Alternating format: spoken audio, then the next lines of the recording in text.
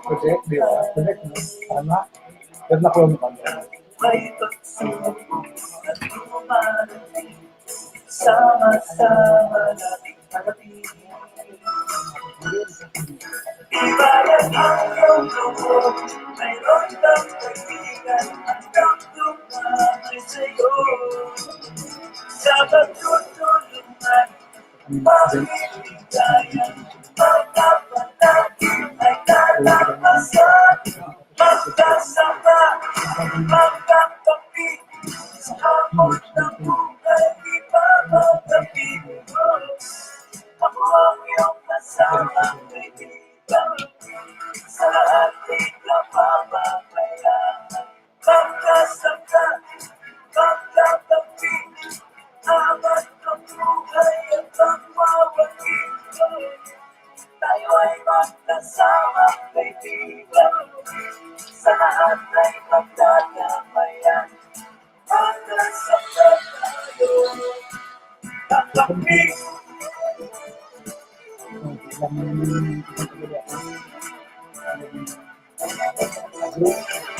Bawat araw sa ating buhay,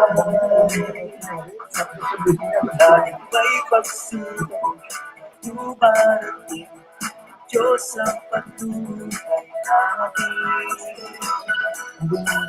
Lahat ng hirap ngayong tatanasan ay masamantala. Pag-asa ay darating, mag-iinit na ang iwala sa bibig. Magkasama, magkakapit, sa hamon ng buhay, di ba magkapit? Ako ang iyong kasama, kaibigan, sa ating kapamahayan. Magkasama, magkakapit, amat ng buhay at pagmawagin. Tayo ay magkasama, kaibigan, sa lahat ay magdadamayan. Magkasama tayo, kakapit.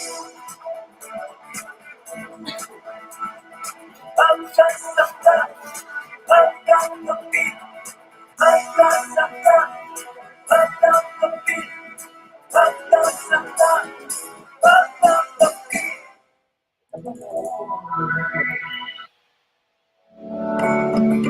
Ang programang ito ay hatid sa inyo ng Equilibrium Probiotics. Ito ay ang bagong food supplement na gawa sa mga piling gulay at prutas at dumaan sa isang masusing proseso para mapangalagaan ang inyong kalusugan. Ang Equilibrium Probiotics ay dinisenyo para sa kalusugan ng ating tiyan, tulungan ang pagkuha ng sapat na nutrisyon at ang pagpapalabas sa ating sistema ng mga nakakasirang na toxins. Ang Equilibrium Probiotics ay may iba't ibang disenyo at sangkap base sa inyong pangangailangan. Mula sa boost para sa mga bata, fortitude, boost to great, miracle fruit, serenity, at ang pinakabago, liver. Ang Equilibrium Probiotics ay may pagmamalaki ng produktong gawa sa Tarlac.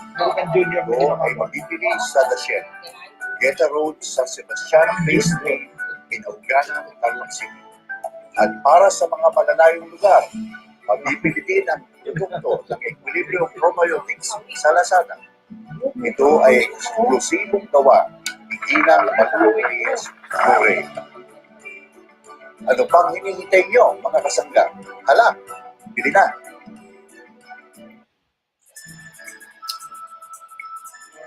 Magandang umaga po mga kasangga. It's a Saturday, November 25. Ilang araw na lang po, Pasko na. Wala pit na lang. 30 days, mahigit na 30 days na lang. 30 days no, na lang. Yung mga yung mga kabataan dyan, I'm sure excited na siyempre, Pasko na naman, di ba? Alam naman natin pagka Pasko kung ano yung napapala o napapakinabangan ng mga kabataan pagka Pasko. Pero pagka ninong at ninang ka na, di mo malamang paano ka magtatago.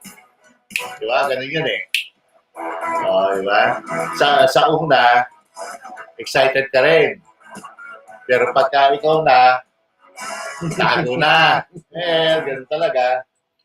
Okay. Bago tayo magpatuloy sa ating programa ngayong araw na to, samahan niyo po muna ako sa isang maikling panalangin.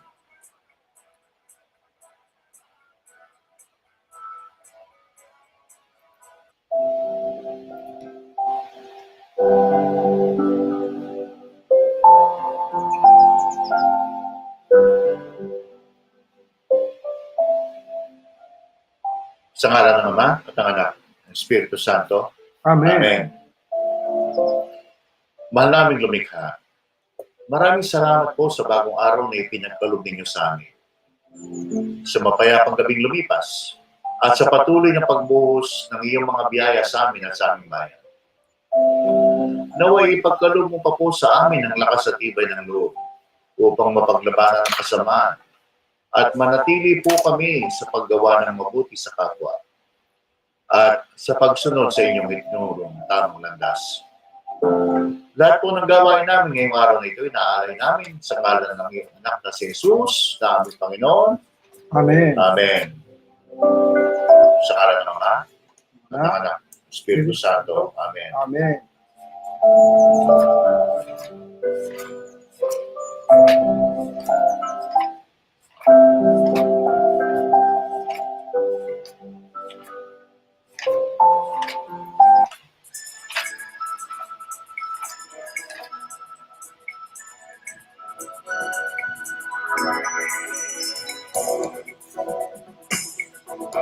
At ngayon po babati muna tayo. Pero bago tayo pumati, ipasok na po natin ang ating makisig at ang gwapong-gwapong kulang sa ngipin na Grandpa Eric! Napakasama po na ugali ni Brodo. Secret po yun. Alam niyo po? Inside joke. Ako, ulitin pa talaga. Napakasama na ugali. Napakasama po na ugali. Ulit. Masama po talaga ugali niya. Paulit po. Naku, ang daming replay nito. Pasok na po natin ang ating makisig, poging-pogi at bunging Grandpa Eric! Meron pa bang next dyan?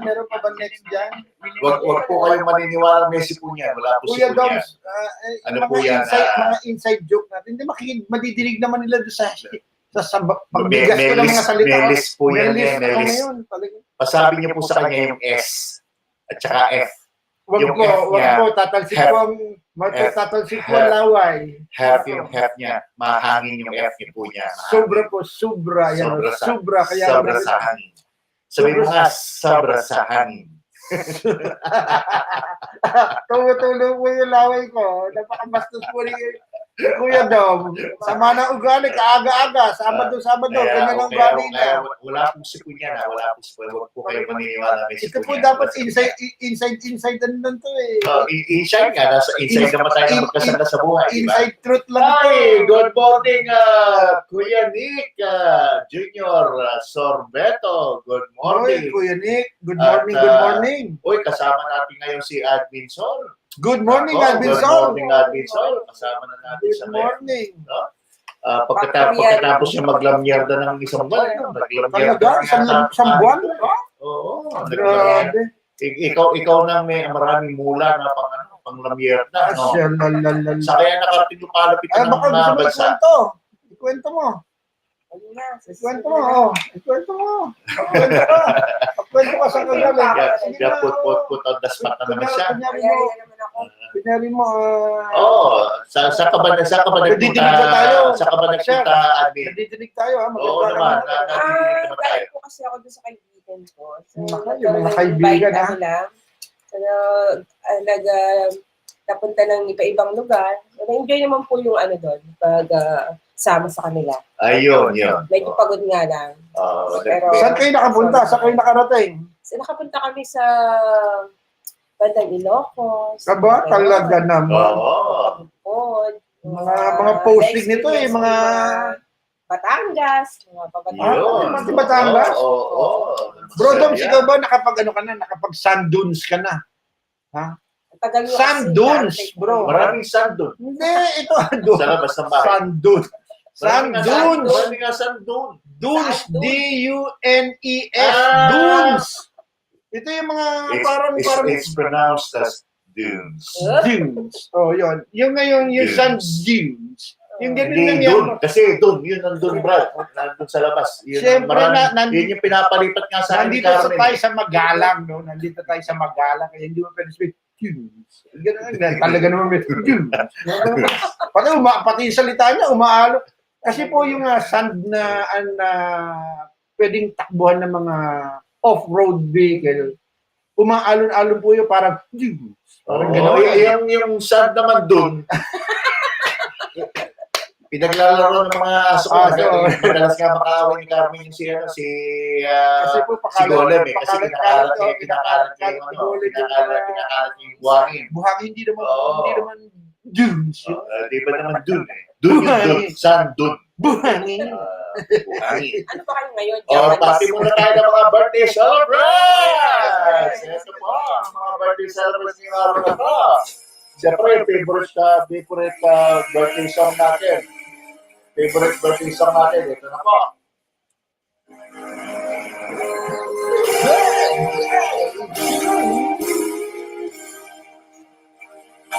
Para sa nagdiriwang ng kanilang karawan. Favorite song ni Dom yan. Hindi na bago yan. Talagang happy siya dyan. Okay, happy birthday po kay Brother Edgar Bermudo. Ay, Birthday mo ngayon. Si Sir Lino Dizon, yung ating premiadong historian ng Tarlac. Lino Dizon. Si Lino Dizon. Historian yan. Historian to. Dapat mag-guess natin minsan yan, bro. Kaya nga.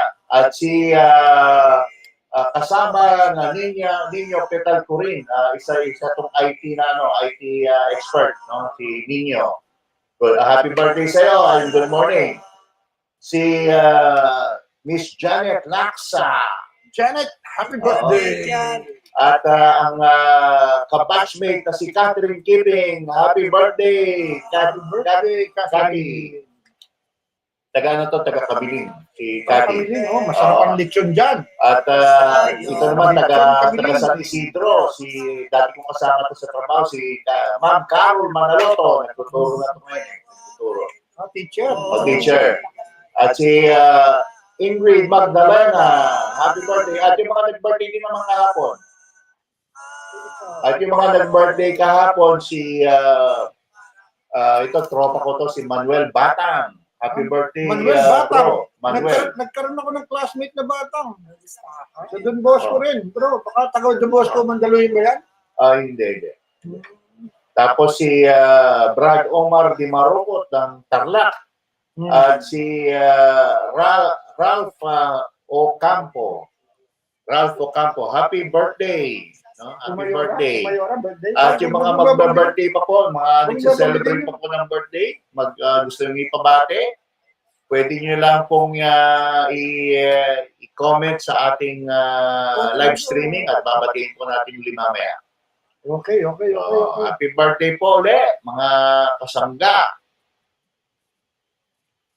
Good morning and happy birthday. Sa lahat po ng mga binati namin, again, happy birthday sa inyong lahat. Brad, meron muna tayong react ngayong umaga. Sige. React muna tayo. Habang hinihintay natin yung bisita. Sige, react tayo sa ICC. Maganda yun. ICC ba? ICC ba yan? Ito, mga OFWs ito, bro. Okay. Mas importante yan. Yan ang pinaka-importante. Ito. Kasi meron yung mga OFWs pala na na-hostage sa mga Houthis sa Yemen. Yemen, bro. Yung mga Pinoy na nasa Yemen, hinostage ng mga Houthi. Ito nga, DFA sees safe release of Houthis Pinoy hostages. Pinakawalan. Di pa, kinakausap pa lang nila. Ang nag-report ito ay si Michael Punong Bayan ng Philippine Star. Mainit pa to, bagong-bago lang to, Brad. Wow, grabe naman. Ano So, ba the nangyayari sa Department mundo? of Foreign Affairs, or the DFA, expressed hopes yesterday that the 17 Filipino seafarers currently held hostage by Houthi rebels aboard a ship in the Red Sea will be released. We have reason for optimism because of a truce which is set to begin in a few hours. Hopefully, it will lead to, if not rescue, their release. DFA Undersecretary Eduardo de Vega said, first of all, we are talking to governments, and it's not just governments in the region, the Japanese, of course, who are also involved in this because, after all, supposedly a Japanese company owns the ship. So, pag-aari ng hapon yung barko. He told the ANC's Head Start in an interview, the good news is that we know that our seafarers are fine, and that the Houthi rebels have been indicating consistently that they do not intend to harm them, he added. De Vega said Philippines is talking with and joining other governments in dealing with the situation, which she acknowledged as apparently a political hostage-taking situation. Kasi itong mga Houthis, kung para sa kaalaman po ng mga kasangga natin, they are in support of the Hamas. Sila yung mga sumusuporta. Actually, yung unang araw pa lang ng digmaan, pagsiklab pa lang ng digmaan, yung all-out war sa Israel between Hamas and the Israelis, isa na unang nagbigay ng pahayag, yung mga liderato ng Houthis. No? Kaya medyo sila, mainit. Saan ba yung mga Houthis na yan? Yemen. Mga Yemenis to. He said the Houthi rebels are not demanding ransom or anything like that, but declaring that they will hold the hostages as long as Israel is occupying and attacking Gaza. Kung gano'ng katagal yan, sir? Ewan lang. Pero papakawalan na niya yung mga Pilipino. Yun yung pinag-uusapan nila. So that's something that is not the fault of the tripulantes, not the fault of our crewmen. So we cannot but link it to what's happening now in Gaza, he explained. So mga pirata yan, mga pirates. Hindi. Ang mga rebels to mga Houthis. Hindi nga sila humingi ng barko eh. Kinuha nila yung barko na kasi malamang nakadaong ito sa Yemen. Nakadaong na sa Yemen. Sa Red Sea to eh. Inoccupy na lang nila. Pinakyat nila. Pinakyat nila. Naku, tapos, kawawa naman yung mga ano na yun. I cannot predict when they will be released, but there have been instances before that our kababayan seafarers were taken in Yemen, and all of them eventually were released, he said. Noting that this is the first time that as many as 17 Filipinos are being held. The government is still doing what it can. We're on top of the situation. Some of them are even able to contact their families and will get them out, De Vega assured. So yun po, no? Medyo pagdasal po natin itong mga kababayan natin na hostage sa mga Houthis. Ito po yung mga rebelde, no? Ang mga Houthis na to is they are Iran-backed. Nag-Pilipinas sa kanila ang Iran, bansang Iran. Pero sila ay nakabase sa Yemen. Yemeni. At kung maalala niyo, ilang taon na yung nakaraan, nung ginera ng Saudi Arabia ang Yemen, sa kadahilanan hindi hinuhuli ng pamahalaan ng Yemen yung mga Houthis na nangaharas sa border ng Saudi Arabia. So yun. Mga anti-US din ito mga Houthis. At syempre, alam naman natin sa nangyayari ngayon, anti-Israeli din sila. So medyo mainit po ang sitwasyon at ika nga nila sa Kapampangan, may umaambula pa. Ganun? Parang may sumasabay pa sa problema. At imbis na tutukan na lang ang pagsasaayos ng gera sa panig ng Hamas at Israel, pinalalala pa ng mga ibang grupo. Diba? Kaya ang hirap naman ngayon. Grabe, no? Ito, binabasa-basa ko ng konti itong Houthi movement, ano? Noong 1990s pala yan, no? Oh, 1990s. So, Houthis is Islamic political and armed organization that emerged from the Yemeni governorate of Saada in the 1990s. Ayan. Naku, talagang tribo pala yung Houthi na yan. Saka sila, no? Talagang militant, ano? Dahil talagang political and armed organization. Ano kaya yan? Recognize kaya ng gobyerno ng Yemen yan? Parang dito kasi nagkakaroon na ng ewan ko kung alam niyo. Parang hindi ko naman masasabi recognize Yung parang hindi nila sinusuportahan pero hindi rin nila pinakikialaman. So in limbo kumbaga, parang gano'n, ano? Parang gano'n. Hindi openly na sinusuportahan, hindi open yung pagsuporta, pero hindi rin naman binabawal sa kanilang mga ginagawa. Kasi tribo nga no? Ibig sabihin talagang nandun siya, kasama siya talaga. Parang hirap naman gano'n, di ba? Hindi malaman tuloy kung paano tatratuhin ng ibang bansa yung Yemen sa kanilang stand against terror groups. Terror groups. Kasi considered as terror group itong Houthis dahil sa ginagawa nila Kasi kung ninyo yan, i-associate nyo yan dito sa nangyayari sa Pilipinas dahil napapag-usap-usapan na, no? Kahit sa Kongreso, napapag-usap-usapan na tanggapin na ulit ang CPP as a legal organization dahil napaka-konti na po nila pumalaw na si Joma. Si Joma Season. Tapos na actually kahiwa-hiwalay na. Ano ba yung tama lang ba na ihatulad ang CPP NPA sa Houthis, sa Hamas? Actually itong mga terror groups hindi mo pwedeng i-ano sa NPA. Ang NPA pwede siya maging terror group kung gagawa siya ng kagaya ng ginagawa nila na unabated na violence. Yes. Diba? Napapatay ka, walang kung pagpatay. Yun ang terrorism. Yun ang terrorism. Pero kung meron kang prinsipyo na pinaglalaban, kung may prinsipyo kang pinaglalaban, iba yun. Katulad nitong Houthi, kaya ko lang naman ay kumpara dahil yung kaya ko tinatanong is because of the recognition of governments. Especially this one is a tribal group, no? Ang Houthi. Kaso yung CPP NPA is an organization, political organization that should be recognized as a political organization regardless of what leaning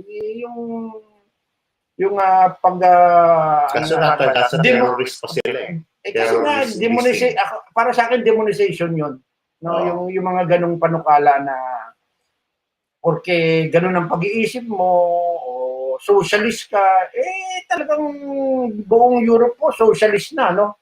Kung nasusundan niyo yung mga nasa Europe, yung mga talagang nalalagay pa, the best countries in the world are socialist na, no?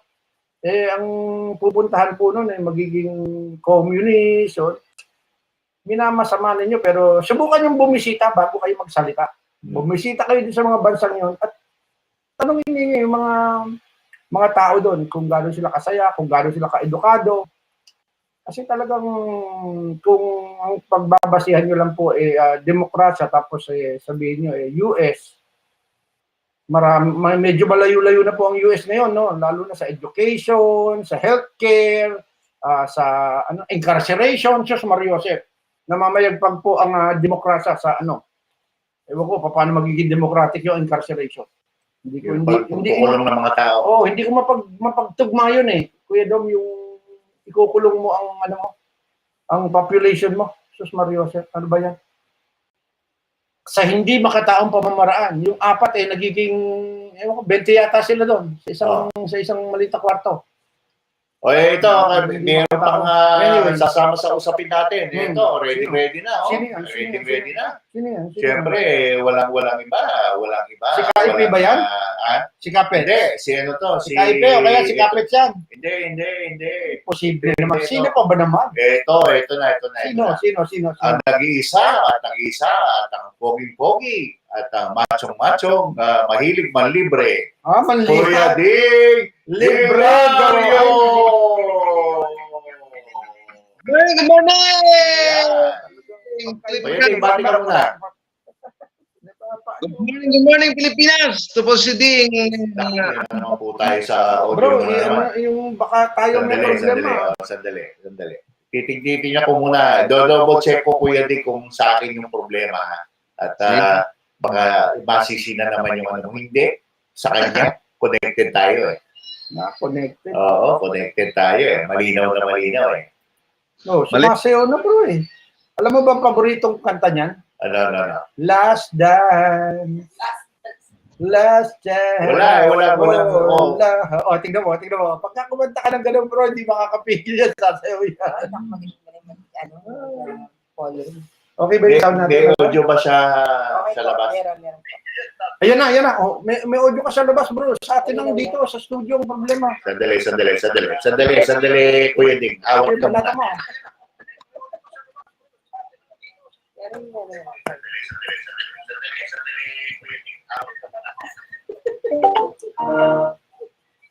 Ayan na. May audio ka naman, may audio ka din sa app natin. Dito sa amin ang ano, hindi ka napasok. Kaya naman ito. May audio ka din sa app natin. Dito sa amin ang ano, hindi ka napasok. Sa studio lang wala. Maliwanag ba kami, Kuya Ding? Thumbs up nga kung maliwanag kami. Sa studio lang wala. Thumbs up lang siya. Thumbs up nga kung maliwanag kami. Pero dapat umaalis sa ilawan. Oh, baligtad na naman yung ano eh, yung ilaw mo, Kuya Ding. Yung Baligtad ilaw na niya nasa likod. Humarap ka dun sa... Kasi may pagkano to eh, lumalabas ang pangil niya pag nakaharapan na ano. Ng araw, lumiliit yung pangil niya. Baligtad, doon ka humarap sa araw. Yung mukha mo nakatapat sa araw, bro.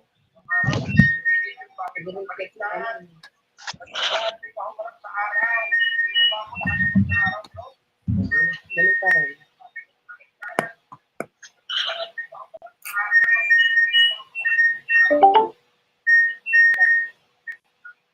Hindi makita yung mukha na maayos. Hello. Hindi makita yung tagapuhan nila.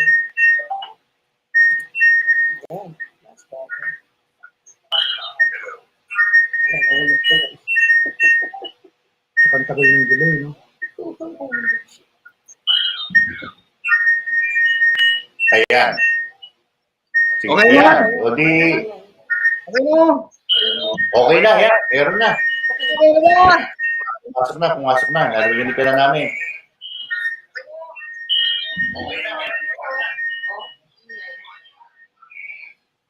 Bumati ka. Babati ka na, Kuya Ding. Siya, magandang umaga po sa lahat, ang mga partners. Magandang umaga sa iyo, Kuya Dong, Kuya Eric, sa ating mga televiewers. Ay wag po kayo dito at marami po kayong abangan. Oo, at yung guest natin maya-maya na papasok na, no? Si maganda. Miss Cherrie Atilano. Oo. Ang ganda na po. Gugulat kayo dyan sa guest natin ngayon dahil napakasipag. Tapos, ano ba to? Ang advokasya nito pagtulong at saka organic. Oo, Farming. organic na pamamaraan sa pagsaka at pagtanim. Ayan. No, yun naman natin. Bro, kahit ang mga dating basurahan ng Metro Manila, yung grupo niya ang nagtatanim doon. Wow! Galing. Oo, ayan nga, tignan mo kung ganong anong tawag doon, ganong kaasim yung lupa, ano ha? Oo, merong basurahan na eh. Lahat na ng klaseng synthetic ipinatong doon, lahat ng plastic, lahat ng mga bote-bote, Lahat ng toxic ka. lahat ng toxic, bro. Nandun na. Walang ano yan, walang inuurungan yung babae yan, talagang susugod at lilinisin nila yon. Ibig Tapos sabihin, tataniman, tapos magiging productive. Anak. meron siyang solusyon. Oo, meron. Meron puso, bro, may puso. Mhm. Kahit na mahirapan man sa solusyon, gagawa ng paraan. Bati muna tayo rito. Good morning kay favorite baker, Richard Taya. Good morning. Good morning at Kuya Dong, maraming Kuya salamat. Eric. Good morning now. Talaga naman. Sweet. Yung bang ating guest, Pandesal. anong klaseng puso meron siya? Ginintuan. Ginintuan, puso. Wow, ano pa? Hindi ginataan ha, ginantuan. Oo. Correct. Ay, hindi ba siya pusong bato? Hindi. Ikaw yun. Ikaw yung pusong bato. Nagdadamay ka na naman. Ano yung pusong maamo? Oo, pusong amo. Pusong tumutulong sa mamamayan. Yan, yun ang masarap na kasama. Hindi. Bro, hindi lang sa mamamayan ng ating bansa, kung hindi sa buong mundo. Oo, What? mabigat ito. Mabigat itong alin ito. Mabigat ito. Hindi dapat alam mo ang kagaya yung mga ganitong mga tao. Pinagtutugma talaga ng panahon, ng galing, ng yung dalawang yun ang talagang dapat magkasalpukan talaga para mag-meet dun sa tsansa na makatulong. Kailangan ng dalawang yun, yung galing at saka yung oras. Ay, pansin niya, please. Pagka nagkasalpukan yun At talagang- resources. Isa na rin yun. Hindi Totoo ka naman rin yung makakatulong kung wala kang resources. Diba? Ay, pansin niyo po yung yung importante yun. Good Pero morning, minsan kasi TikTok. kahit na Good wala, morning, pagka good morning. nandun lang talaga nagkatsempuhan, biglang lumalabas. Katulad ditong nabuo natin, bro. Ha? Ikaw mismo, bro, Dom, tatanungin kita. Tayo ba ay may resources? Pagsama-samahin natin meron. Hindi, tayo dito sa ginagawa natin dalawang Wala resources natin dito laway. laway. Tignan niyo po tatanungin ko po kung ilan ang laman ng wallet ni Kuya Dom. Kuya Dom, magkano ang laman ng wallet mo? nagtanuan na lang. Yung Personalan ko! yung tawag dito, yung alikabok nung nagdaang perang dumaan. Sumayad lang po sa bulsa niya. Sumayad lang sumayad doon sa wallet. Sumayad. Hindi nga umaabot kuminsan sa wallet Hindi. Sa akin, resibo. Bulsa na lang, tapos wala. Ikaw, Admin Sol, magkano ang laman ng ano mo? Puro resibo po. Hmm. Paparipan. Ako, tanungin niyo ako. O, ikaw. Ako, ang Marami. dami ko pong pera. Ito, tignan niyo. Notebook, ang laman. Notebook po ang laman. Ano yan, matatakot na ako. Baka sinasat pa ko ni Kuya Dom Ito po, notebook ang laman. Hindi po nasasayaran ng pera. Dito po ang pinakamayaman, si Ding Hilario. Oo, si Kuya Ding. Kung wala po yan, wala Kuya kami. Yan ang ano. Yan ang pinansyer ng agritalakayan. Yan po ang talagang sinasandalan namin, no? Oo. Nandito kami sa Region 3, pero sa dami ng pera niya, galing pa sa Region 4A, umaabot dito ang Agos. Yes. Lahat ng kakailangan ninyo, libre! Yung mga nangangailangan po ng pera dyan sa Region 4A, hanapin nyo lang po si Kuya Ding Ding Hilario! Nangyari niyo ako, baka marami mag-message sa akin mamaya. Anong sasagot Yung ko dyan? gusto pong umutang sa kanya, hindi po nanginil yan. Ay, Pagka naku, nagpapautang. wala. Mahihain po yan maningil. Sobrang, pagka Oo. nangutang kayo ng 100 dyan, 1,000 ang ibibigay. Tsaka ano po yan, makakalimutin sa mga pinautang. Yeah. Isa na, di niya maalala na nagpautang siya. Hindi naglilista kasi yan, bro. Oh, hindi naglilista. Naglilista lang yan pagka pinagbawalan mo maglista, lista ng lista. At pag ibang klase magpautang niya si, pwede. Alam mo paano style na? Paano style? Ano mo matamlay ka ngayon kanya. Ganon? Kasi kinakapos ako, may kinakailangan ng bayaran. Magkano ba? 1,000. Ano? 1,000? O ito 5,000. Yan si Kuya Ding. Region 4A, may announcement ako. Paki-address yung address mo, Kuya Ding, bigyan na natin. Region 4A, wag mong pagsasalita home address mo, yung residence mo, Kuya Ding. Ako masabi ko dyan mga partner. Masabi ko dyan. Ako, sabi ko wala akong mabibigay ng mga bagay. Pero yung ituturo ko sa kanila, yung wisdom knowledge. Mas sigit pa doon sa kayamanan o kapangamanan. Tapos pwede na Niyo, ako. niyo yun eh. Masigit pa. Talagang ano to eh. I will not give you fish, but I will teach you how to fish. I will not give you a horse, but I will give you, ano ba yun? A stable. A stable, yun. Maraming horses.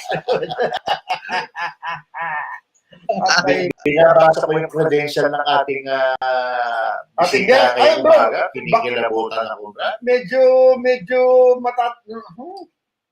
kumbaga sa barko talagang loaded. Kumbaga sa kotse racer.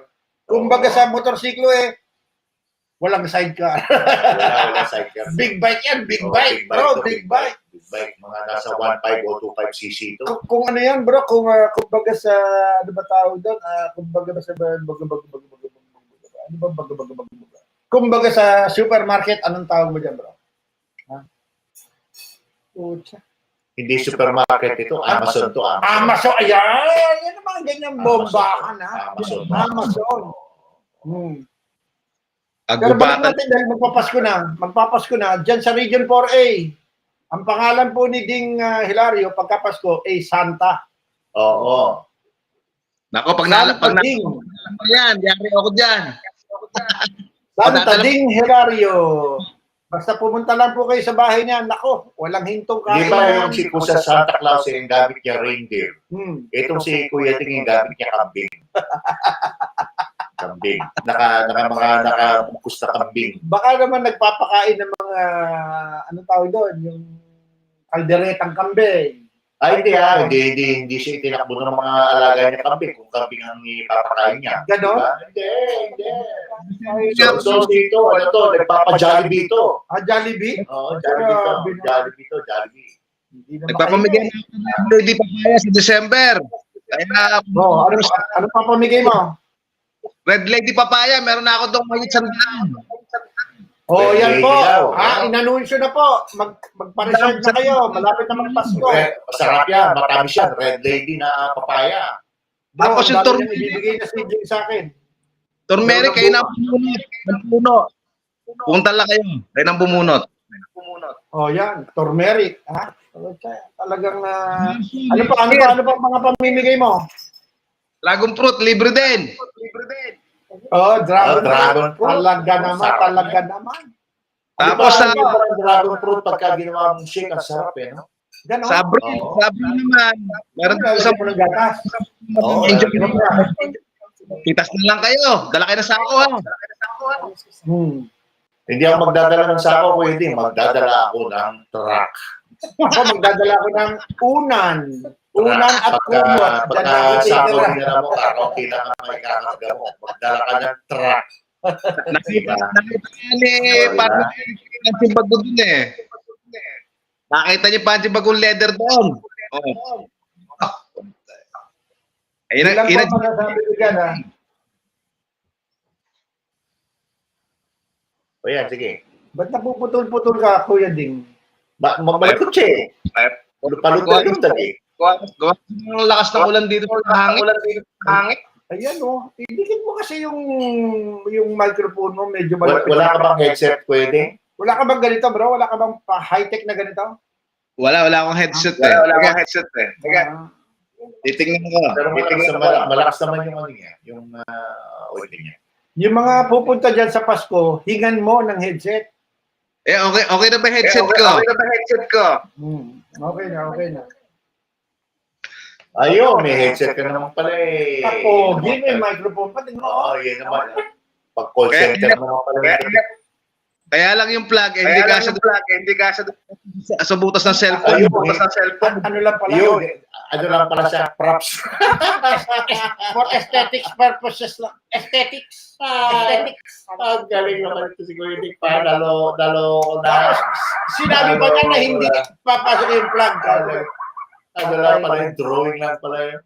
Panay drawing lang. Hindi ko na naman kayo Walang Joe. Tatabi mo pero Talagang tatatag. Pagmamalaki ka na liwa-liwanag nadali kami. Oo.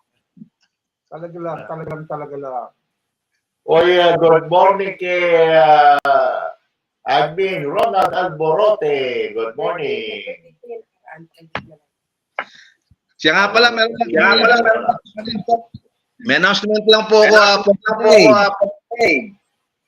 O sige. Ano yung pwede? I-announce ko lang yung aking magiging trip today papunta sa Isabela, sa Pausto. Meron po kami tumawin eh. na organic conversion forum. Kahit ko po ang lahat. Punta kayo. Magtutumba po kami. Isulat ko sa private chat natin na pwedeng para mamaya ulit-ulitin namin ni Kuya Eric na pag-imbita sa forum na yan. No? Yan mo dito sa private chat natin at i-announce natin yan hanggang mamaya para ma-remind yung mga tao dyan sa forum na mangyayari. At Kuya Eric, pabiyahe pala, papunta siya ng Isabela sa Tumawini. At pamayong tatawid na naman yung Tarlac at hindi na naman yung Kakaway. Ay, tatanong ko na nga sana, hindi ko na nga babanggitin. Ayoko na. Papaharang mo na ito eh. Papaharang mo na ito. Ano ba yung plate number ng sakyan mo, Kuya Ding? At mapaharang mo na. Sinasakyan ko lang naman na Victory lang yan. Marami pa ibang tao. mga oras. Simulan. Pagka napag-init mo si Brodo, kahit na meron pang ibang tao doon, dudukutin ka nito. Sabi ko sa'yo. Baba! Ding Hilario, bumaba kaya. Tapos, abangan nyo sa 28. Very important speed. Hindi ba 29 yun? Hindi naman kaya 29 yun. 28. Ang start. 28. Gusto niyo bang basahin ko yung Hindi na, wag na. Para mo nang awa.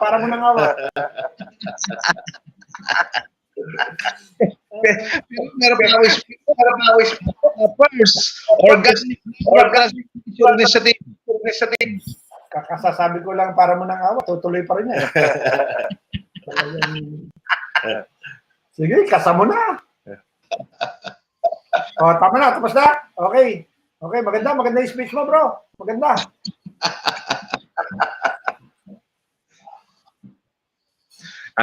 Alam niyo ba kasi ang pinag-uusapan dito talaga, no, habang nagsasaya-saya ka dyan, maraming malungkot na, anong tawag doon sa mga ganun, bro? Yung mga na-hostage doon ng mga Houthis. Oo, yung mga tripulante o seafarers, bro. Mga kababayan natin tripulante, nasa Yemen. Nasa Yemen sila. Sinijak. Kinidnap sila. Sinijak yung barko nila. Inakyat ng mga Houthis. Bro. Armed rebels yun doon sa Yemen, bro. No, kaya kawawa sana i-release na sila. Mapalaya na, i-release na yung sinabi ba kung sinong kasama nila doon, bro? Mga Japanese, sabi mo kasi Japanese owned din, no? Japanese owned naman Japanese owned yung barko eh. Talagang kasi malapit sa puso kaya niyan si Ferrer. Meron akong mas batang pinsan na taga rito sa Amakalan. Napaka-dedicated sa pamilya, no? Talagang biyahe ng biyahe para lang matugunan ng pangangailangan ng mga anak niya, ng asawa niya, mga college student na siyempre yung mga anak ko. So, biyahe ng biyahe. Yung mga seaman ba ang tawag natin? Paano yung mga babae? Women, gano'n? Anyway, yung mga naglalakbay dyan sa dagat at nagsisilbi.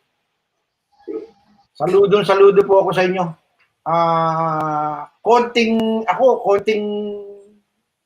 alon lang. Naku, bumabaligtadan si Kura ko. Sila hindi, naglalaro-laro pa doon sa doon sa barko, nagpipintura habang tinatangay-tangay ng alon. Ay, naku, napakahirap ng trabaho niya mga yan. Tapos, ilang buwan bago lumaot. Laot ba yan, bro? Oo. Oo, kaya medyo mabigat-bigat ang trabaho. Alam mo ba na, may seaman's book ako? Bakit ka naman nagkaroon ng ganun, bro? Meron sa kumpanya na in-applyan ako that this was in 2005. Ano siya, offshore siya, oil rig. Ngayon, Di ba 2005, medyo pa-retire ka na nun? Medyo isa ganung edad, kaya siguro hindi ka tumuloy. So, hindi ko alam kung may kumuha nitong Siemens book. Sige. Ang may-ari nitong kumpanya US-based. Malaking kumpanya. Kaso nga lang, nung medyo natagalan, dahil nga yung pagkuha ng visa matagal. Nauna namang responde yung in-apply ko sa Middle East naman, sa Saudi Arabia, na oil company rin. Parehas na oil company yung in-apply ko. So yung oil company na dapat offshore, na nakakuha naman ako ng Siemens book. Ayun, hindi ko rin nagamit sa awa ng Diyos dahil nakarating ako ng Saudi Arabia. Ano bang ibig sabihin ng Siemens book? Ano ba to? Libro lang na babasahin mo? Para passport rin ito. Passport talaga? Ito, pag daong mo, pag sampa mo ng barko, tinatatakan to. So, kada biyahe mo, tinatatakan to. Pero anong kaibahan na requirement yan? Anong kakaibang requirement yan kaysa doon sa just a regular passport? Doon, pagka may Siemens book na, ibig sabihin, dumaan ka ng mga safety training. Ayan. So, may SOLAS. Ayan. SOLAS ka. Kapag SOLAS ka. Yung survival at sea, yung pinagdaanan mo, training na survival at sea. Ayan. Ganyan po yan, Oo, marami. So, lahat ng fighting, first aid, lahat ituturo sa'yo. So, lahat ng mga seafarers, dumaan dyan sa safety training. Hindi ka papayagan sumampa ng barko para magtrabaho kung wala kang Siemens book. Yung Siemens book po, pasaporte yan na medyo angat yung mga requirement dahil may mga safety trainings, may mga, yan yung mga issue nangyayari ngayon, medyo nadidiscuss yan doon dahil yung kaganapan na ganyan medyo madalas-dalas yan. Make no mistake, kailangan pa rin ng passport natin.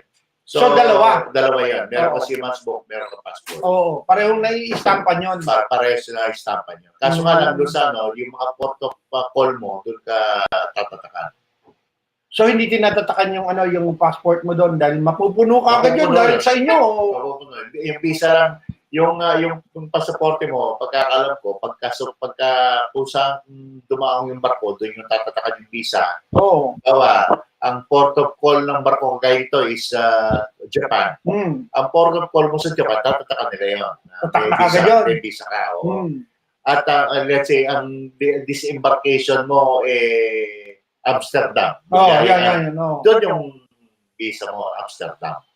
Pero marami nang dinaan ng port yan bago ka makarating ng Amsterdam.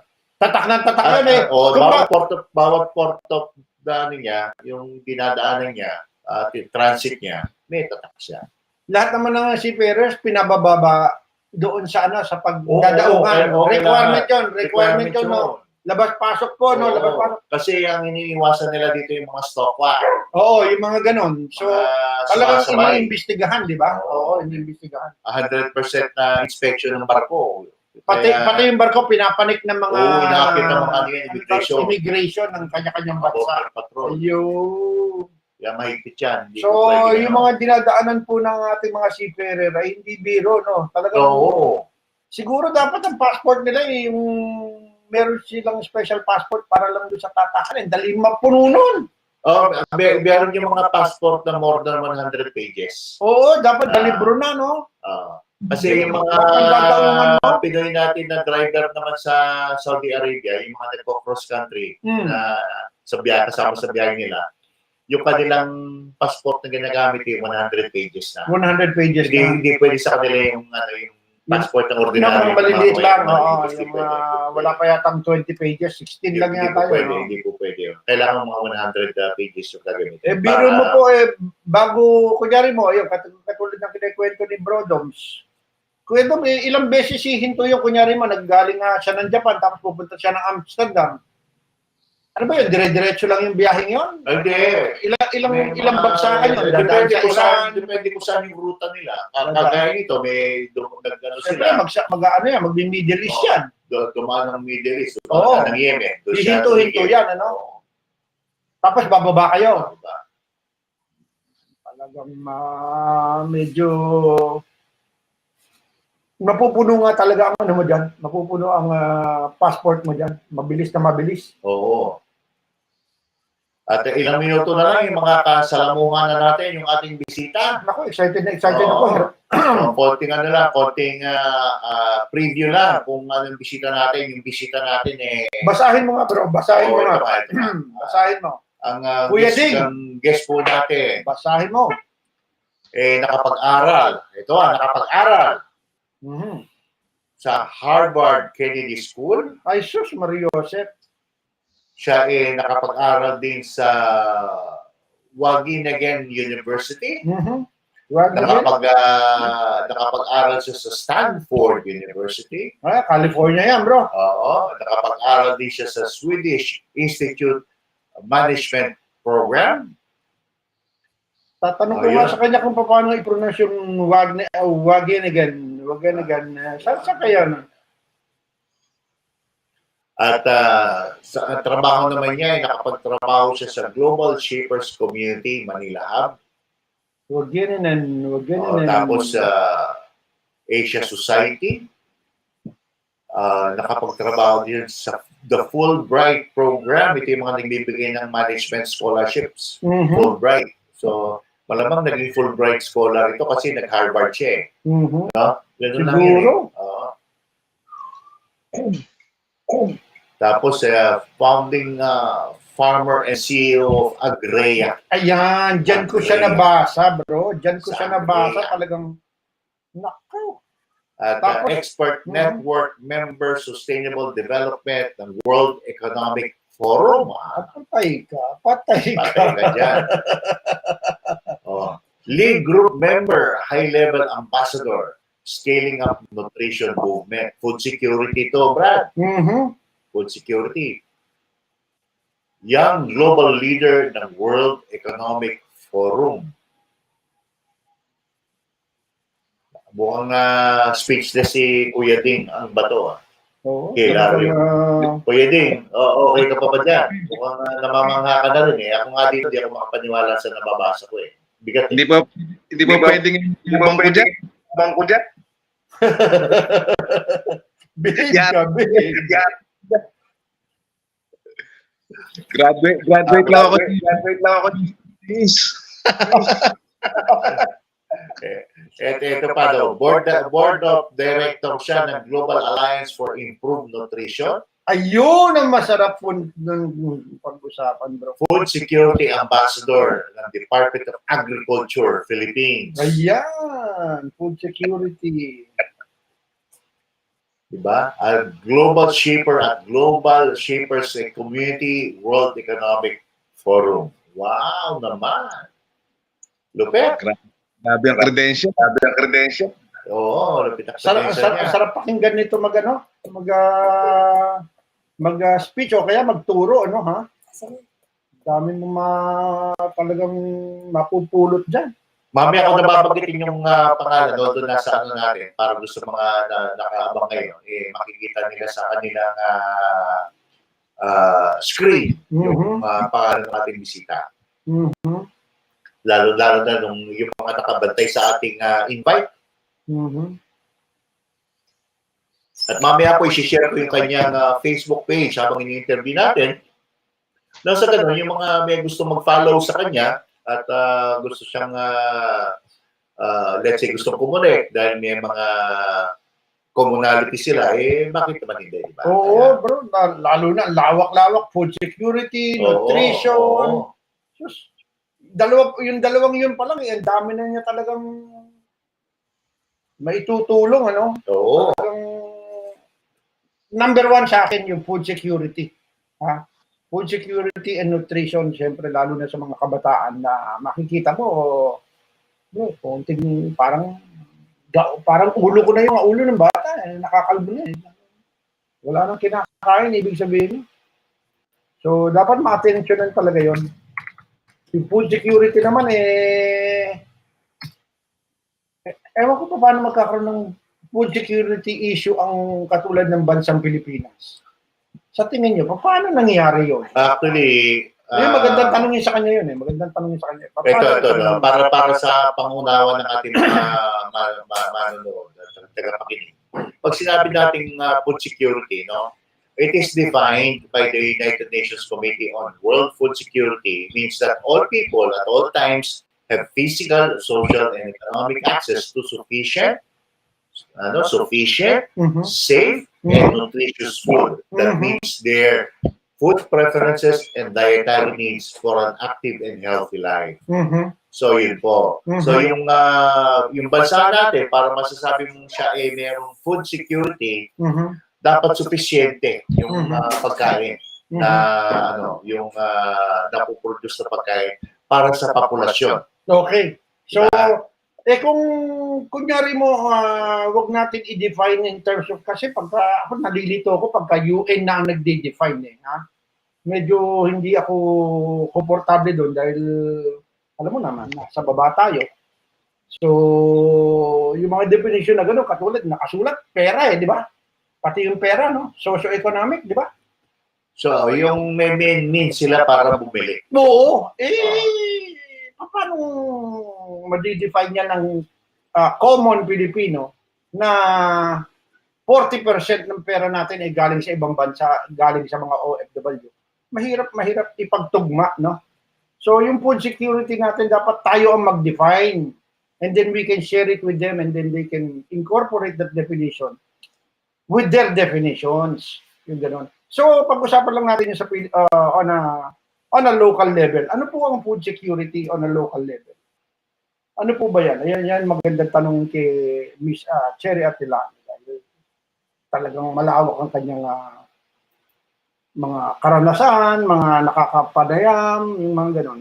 Kasi pagka nandun ka sa ilalim ng pinag-uusapan, karamihan doon hindi mo talaga maaabot eh. Tulad ng ginawa nila, itong nangyayari dito sa Pilipinas. Yung food security natin ay dapat tayo ang mag-define. Ha? Tayo mag-define nito. Katulad ng may issue yan, food security, katulad ng ginagawa ng China. Hinaharang yung mga mangingisda. Laking effect nun sa food security ng Pilipinas. Gagawan ba ng paraan ng UN yun? Ewan ko lang ha. Kaya hindi dapat ang food security is defined by its people. Kunyari mo yung mga Pilipinas, yung mga masa ng Pilipino ang mag-define nun. Hindi tayo dapat sumunod dun sa definition ng UN. Nako, nandun po tayo sa out of 190 something countries na ba, bro? Ilang countries bang included dyan sa United Nations? Uy! Ito na po. Baka nandun tayo sa baba. Ready na ang ating bisita. Ready na. At ito po, napakilala na natin po kanina yung kanyang, nabanggit na po natin yung kanyang mga credentials na really impressive, no? At actually, may mga gusto akong tanong, pagkabasa ko ng niya, medyo nabura lang yung gusto kong itanong eh. Huwag ganun again. Okay, biglang nahiya ako eh. Mabait yan, Sos Mario. Let's all welcome our guest for today's episode of Magkasaka sa Buhay. We are on our Season 8, Episode 1. Walang iba po, si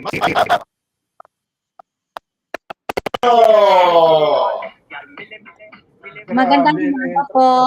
Good morning, Miss Cherrie. Magandang umaga, Kuya Eric Redong. Hi! Finally. Good morning, ma'am. Good morning. Yung audio, ma'am, we can't hear you. You cannot hear me? Sandali. Yan. I can hear you. Ayun, meron siya. Sige po, go ahead, ma'am. Go ahead. Naririnig niyo ako? Sige po, bati lang po kayo. Yan, magandang umaga po sa Excited to see lahat. you.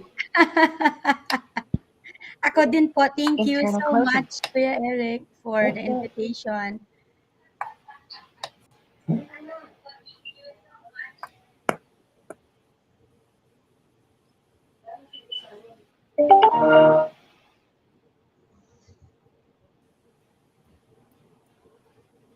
Can you hear me? Is it working? Is it working? Sa sobrang excitement, biglang natatapilok ang ating audio.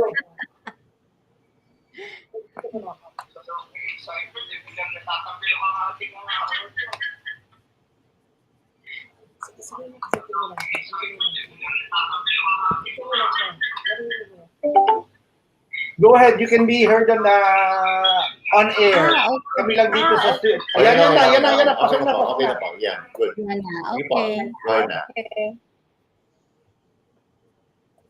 How are you, Miss Cherrie? I am good. Super busy lang. Kasi end of the year.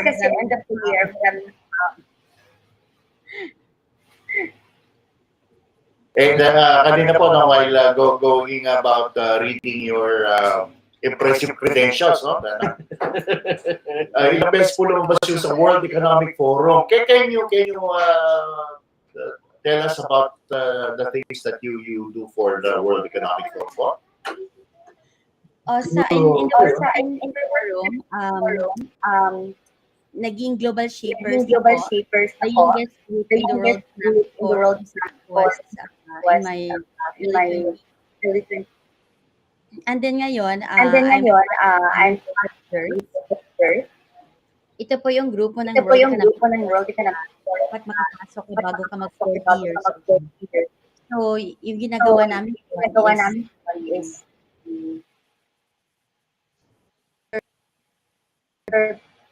business or should align yun yung mga ginagawa namin as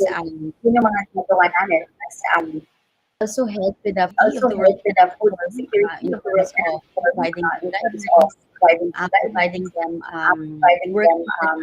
work on what we can do better to contribute to nature positive intervention in food security and in transforming. Wow, ganda, no? Ang lupit naman pala, no? Lupit naman. Grabe sa scope. Napag-uusapan din kasi dito namin ganyan before we brought you in. Napag-uusapan namin dito yung food security. So I believe Kuya Eric wants to ask you a question regarding food security. Yes. Hello. Finally, we have you on our Munting radio station, no? But we were discussing food security nga. If you can define for me what food security should be defined as on a Filipino perspective. Ayan. Kasi pagka nilagay mo dyan sa UN perspective yung definition, tapos nasa bottom I hate to admit it now, we're on the bottom tier of the organization. Medyo hindi tugma yung definition na yun para sa atin. So let's for the Philippine context, paano natin how should we define food security? So, kung ako po, dalawa po yan. May food sovereignty. Ewan ko kung narinig nyo na yan. Yung food sovereignty is making everybody capable of putting food on their table based on what they can produce. So, alam mo yun, lahat may right to produce their own food. So, for example, tanim ka sa bakuran mo for your food consumption, ibig sabihin, hindi hawak ng kung sino yung source of food. Hindi hawak ng, hindi nakasalalay sa malaking kumpanya, or hindi nakasalalay sa ibang tanim. Food sovereignty sa household ng pagkain talaga. Ang food security naman, nakabili naman sa ekonomiya ng bansa, kapasidad na mag-produce. So, for example, sa Pilipinas, kaya naman natin mag-produce. Kung gusto nating magtanim ng produkto, if we want to be, planting na very sustainable. So, the food security definition is on the economic side, how every person is actually able to eat food on a daily basis, a day. Sometimes my snack, you can afford it. Then it's really a per capita, walang nagugutom. So sa Pilipinas, parang napakalaki yung security kasi syempre yung population natin parang 115 million people. At yung ating need for food ay hindi natutunan, low production. So kung i-context mo yan, natin maging food security, no? Lalo na sa gulay, for example, hindi mag-imbak pa tayo, mag-imbak pa tayo sa gulay. But definitely, we can make food secure based on our consumption. Yung rice, medyo matagal-tagal ng magandang irrigation system sa ating mga farmers, lalo na next year mayroon next year. So, konting farms sa lalay sa irrigation system, halos lahat naka-rain-fed. We want to reach our food security. Kailangan natin matugunan yung infrastructure needs of our country. So, if you work for rice, and which is a basic for food security because we're a rice-producing country, we need to focus on building better infrastructure for rice farmers. And if we go for vegetables, we really need to diversify. So you want to plant in a hectare of land, you shouldn't only plant one plant, and you need to plant in diverse plant. For example, if you plant long, dapat 5 or minimum klaseng plant mo dyan. Because ang food security sa Philippines, hindi naman siya in the farmers to farm. But definitely on climate change dependent adaptation and resiliency. So for example, in the Philippines, we have 20 to 21 typhoons in a year. So monocropping is vital anymore. We really need to make sure that the health of our soil is secured from year-long farming. We really need to make sure that the our water is, we can definitely support our farmers. So the food security, if I localize, it's our willingness and the capacity that all interventions possible, that every person in the Philippines has decent food on their table. At hindi nagugutom, walang malnutrition. Okay. So, Talagang dalawa yung ni Miss Cherrie binanggit niya yung sa community level at yung sa level ng bansa. No? yes, Sa pagdating sa community level, parang it's laid out plain and simple. If you are able to produce the food that you eat in your own backyard without having to rely on your neighbors, then you are, in a way, food secured sustainably. Diba? Parang yun ang basa ko sa sinabi ni, pagkakaintindi ko sa sinabi ni Ma'am Cherrie. At yung sa bansa naman yun, medyo komplikado na yun kasi yes, we all understand and we all acknowledge na yung problema ng agrikultura natin sa ating bansa, lalo na sa pagdating sa rice, medyo mabigat. Most of or majority of the farmlands are rain-fed, kagaya ng pag-iikan ni Ma'am Cherrie. yes. For the government to come up with a plan to irrigate a majority of those farmlands, it's an ambitious project. No, it requires huge amount of funds, di po ba? Kaya hindi ganun kasimple yun, Brad. At actually, Ma'am Cherrie, this is where some of our members are coming in when it comes to infusing technology.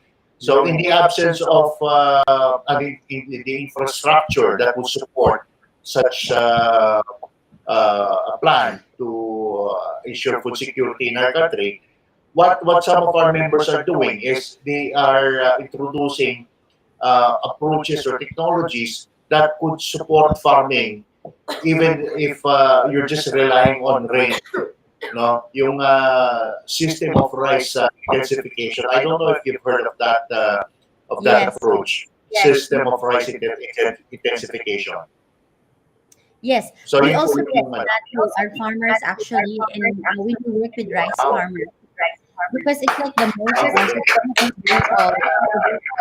planting rice. So I don't need to explain. I think the technology of us is of rice intensification, but basically it really save a lot of water. It's not needing a lot of water to plant rice. And then another That's one right. is another technology of you don't need a lot of seedlings per planting hectare. That's right. That's right. Seedlings for farmers before you off to 70%. No, you can only use 30% with good quality seedlings.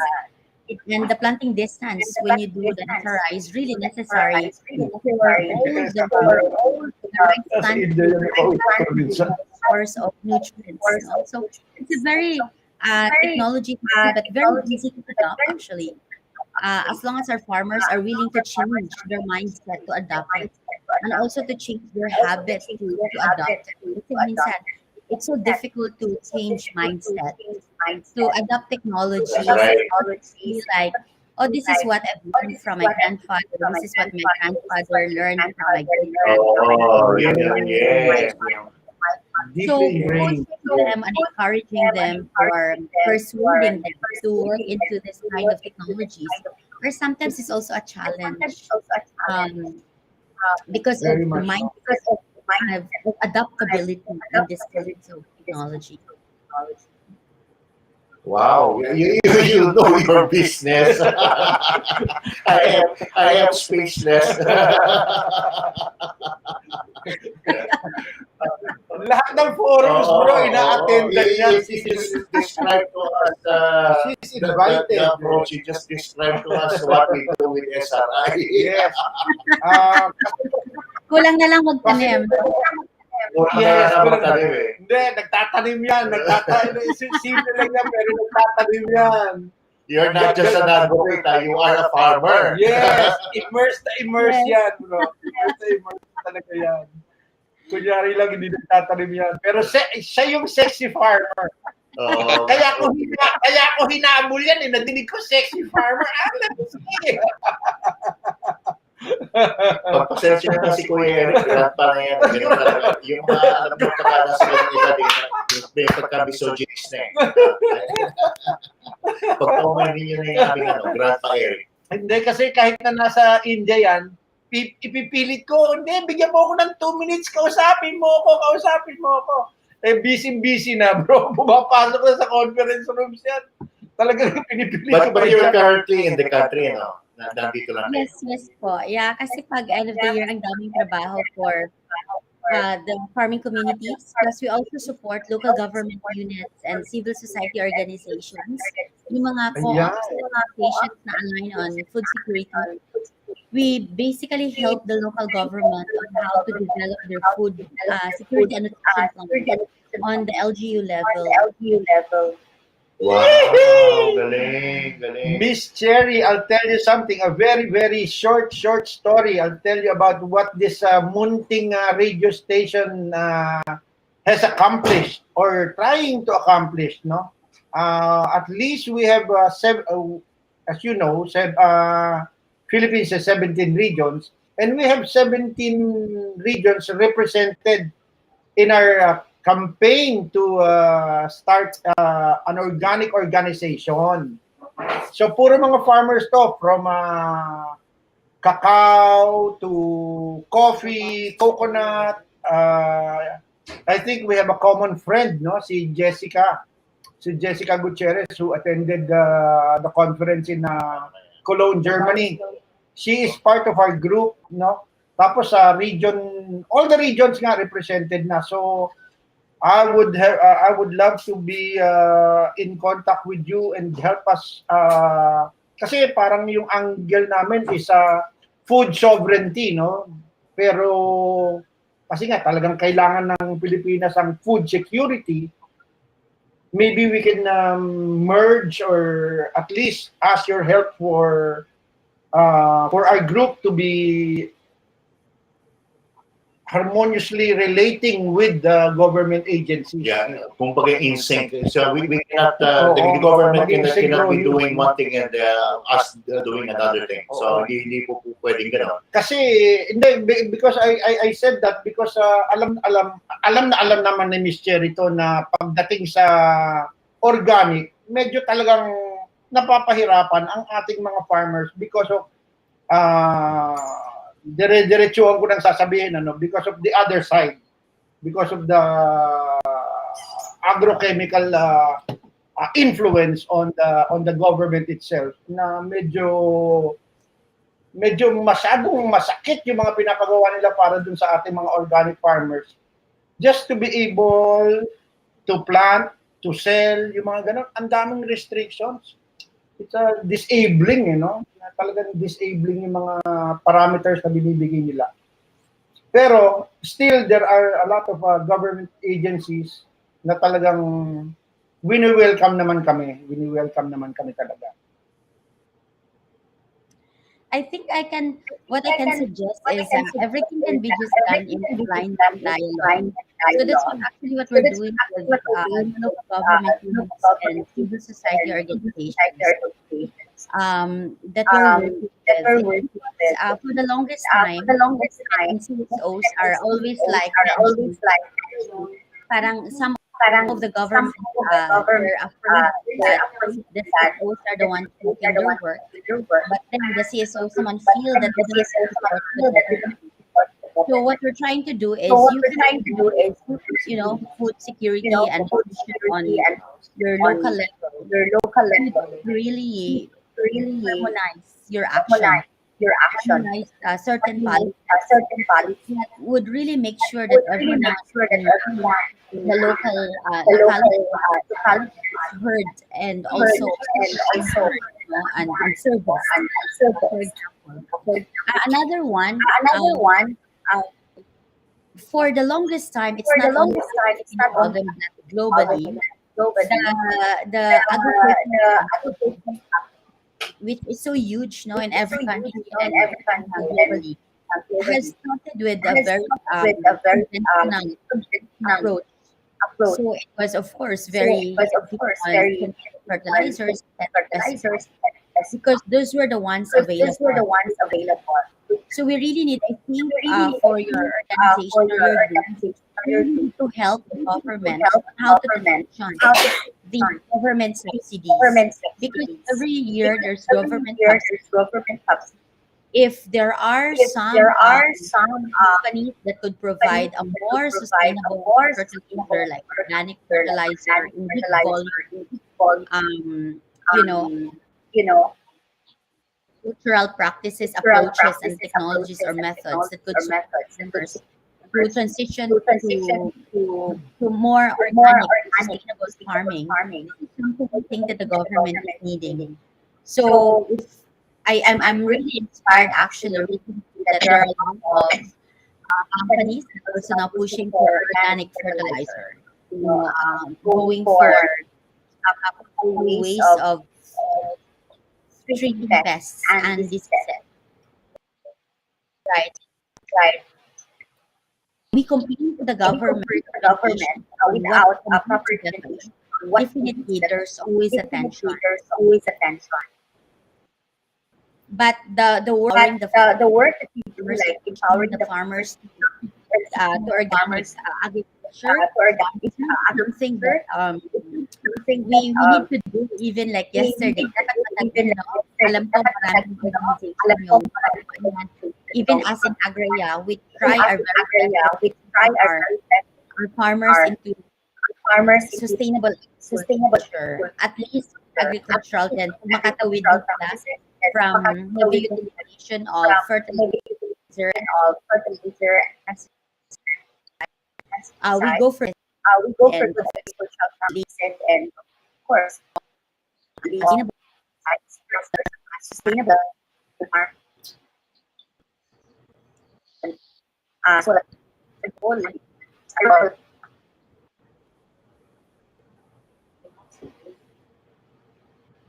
Hello, Ms. Chair. We somehow lost you on the last part of your statement, no?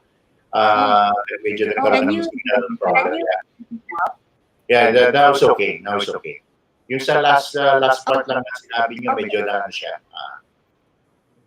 Yung last part, I think, is what I was saying. We really need to work together with the government because they have the funds. Especially government subsidy for agriculture, on how we can transition it. The subsidies that are always fertilizer or synthetic pesticides to a more sustainable farming and going towards organic agriculture. And also nga yung regenerative farming that we're now trying to promote. Wow. So there is really a necessary and that transition is not easy. But the transition also should not make our farmers suffer.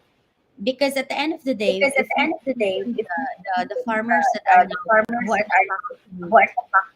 conventional farming to organic agriculture, there's a phase that farmers will definitely will be concerned about losing their income because of lesser production, because of that transition. So that for me is a very careful track on how not to fail our farmers. How can we support our farmers toward this transition to organic agriculture, to sustainable ways of farming, and to also make sure that suffering in the process of all the alignment we need. So it's so nice that start with farming communities that are already practicing organic agriculture and make them as an example to other farming communities. That's right. Actually, yun yung nabanggitin nyo is what we are aiming to do. And we truly understand that for a farmer to shift from conventional farming to organic farming, it takes a process. May process po ito.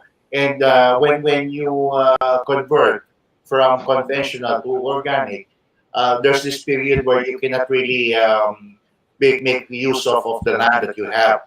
Ipapahinga mo siya. Alam naman po natin, pagka tumigil sa pagtanim, yung ating magsasaka, wala siya kakainin. Di ba?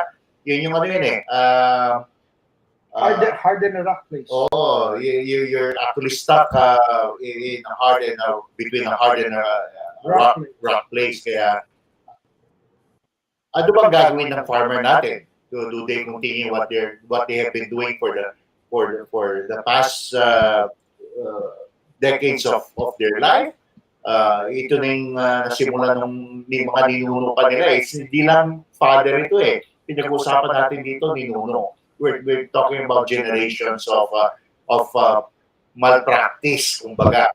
Alam naman natin na may problema yung approach. Pero since wala sila hindi sila nabigyan ng kaalaman, hindi sila nabigyan ng kakayahan, so nagpatuloy-tuloy sila na gano'n. And it's only the very few farmers who have the capability to shift from conventional to organic. So what do we do as civil society? So what can we do? So we have to figure out ways and means to help them. Like yung finding kung imbis na pagpahinga mo, meron naman siguro yung mga soil conditioners that would speed up the process of making the land suitable for organic planting. Di po ba? Yes. So that's always the one that we really need to be careful, because every time we push for huge transition, someone along the chain suffers. And most of the time are the ones suffering. It's the farmers. That's right. It's the farmers. So it's not like us who are like consuming, but at the end of the day, the farmers are both producers and consumers at the same time. Yeah. So when they immediately it hits the ground, right? They suffer from their source of food, what to feed the family, the livelihood that they're earning, the source of income, the farming. So there's a lot of factors that we need to think about in all this transition from conventional farming to organic agriculture. How do we buffer the pain that the farmers will experience in this transition period? And how do we make sure that we also have a market for their, because at the end of the day, why farmers are always working, what we call traders, normally people who actually bring them to the market. It's because they are the ones giving them that when they plant, there's market. So if we are like civil society organizations doing this, so how can we help the farmers in bring them to market? Because the market pays. So if the market says, okay, we want organic agriculture, then it's not a very good encouragement for farmers to transition to adopt organic, because their hesitation that, okay, I'll put them that will die is always like their problem.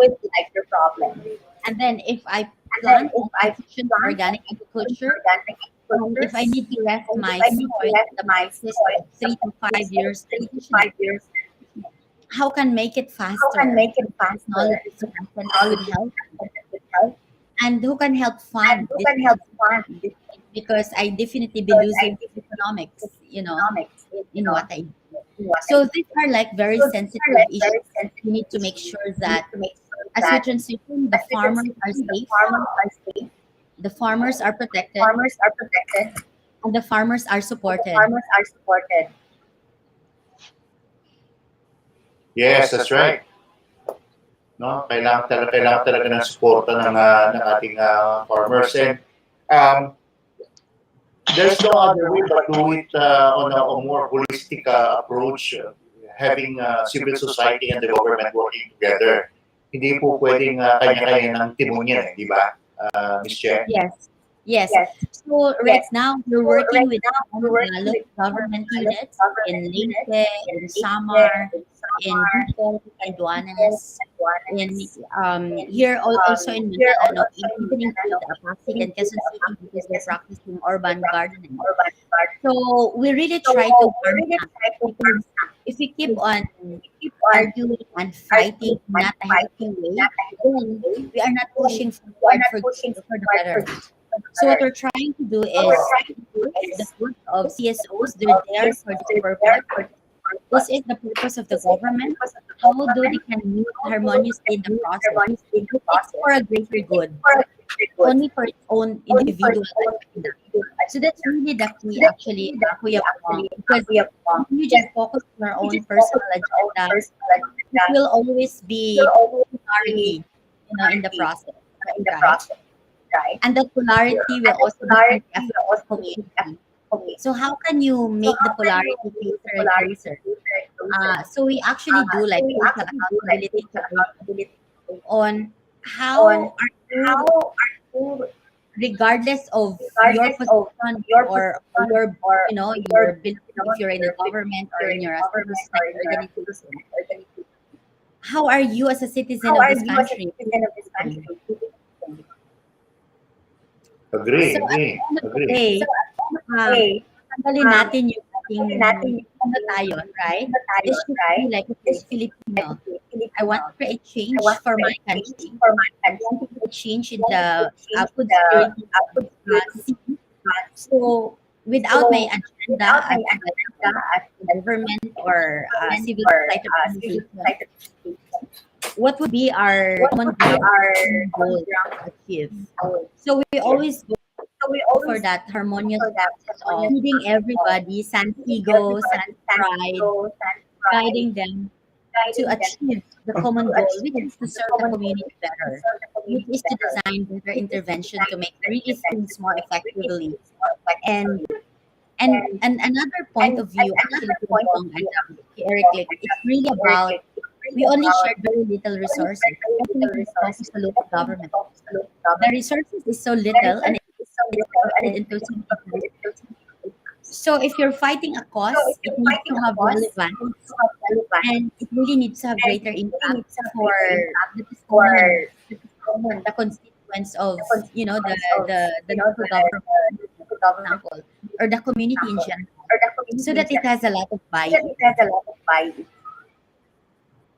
And later on, the community will be the one really push forward to make it happen. Kasi parang, wow, these people are trying their best to help us. And how can we make ourselves, we are the recipients of what they're fighting for, or we are the recipients of their vision. Hmm. Okay, Eric, mukhang speechless ka. Hindi, no. I want to pick up on the two words, not 2 words, but 4 words that you said: son's ego, son's pride, which I think you're picking picking on me. No. Alam mo naman yung ano ko, no? Pagka gobyerno, para kalaban ko talaga. So even with our this build up with the organization, in fact, pero sinasabi ko naman sa lahat, no, my vote is just one. Talaga naman socialist ako. Ina-admit ko naman sa lahat yon, no, na I'm really socialist, and pagdating dyan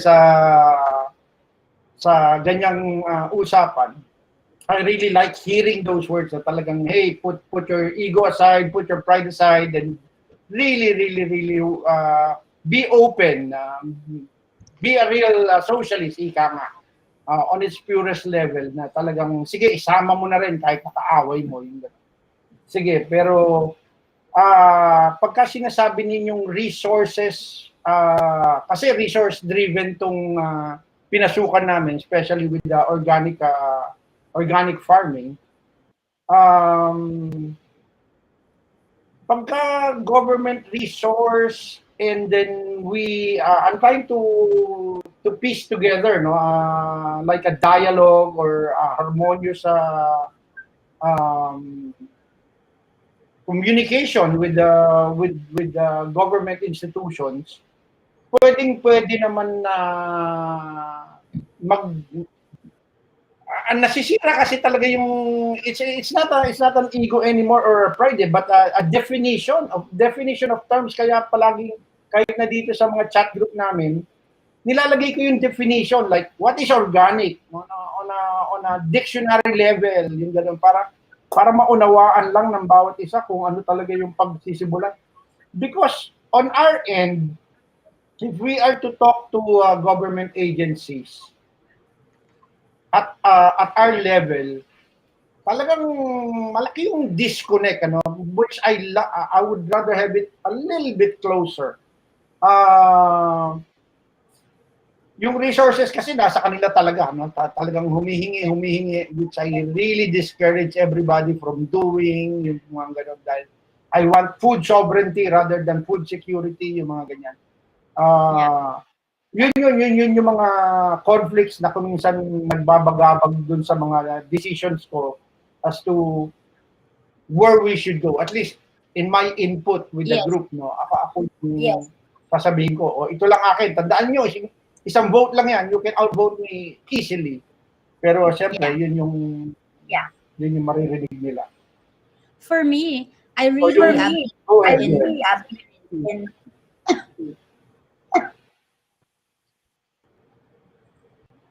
Then go ahead, Chair.